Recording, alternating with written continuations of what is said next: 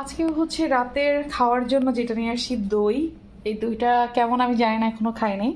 আর এটা হচ্ছে একদম দেশি মুড়ি, এইখানে পাওয়া যায়, একদম লাল আর অনেক মজা হয়। আর মোটামুটি কিন্তু ঘরটরও অনেকটা গুছায় ফেলছি, এটা কালকে লাগাই ফেলছি, কালকে আমার অর্ডার ছিল। এটা লাগাইলে কেমন হয় একটু দেখাই, অনেক সুন্দর লাগে।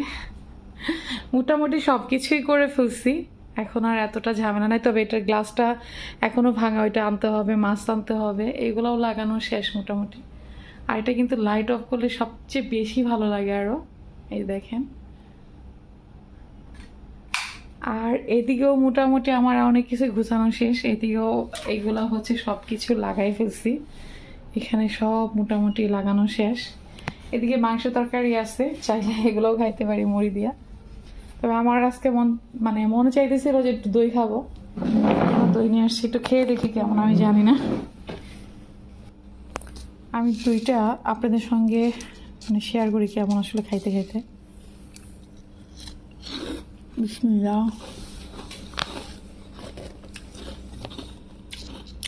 অনেক টেস্ট, অনেক টেস্ট, সত্যি কথা অসাধারণ।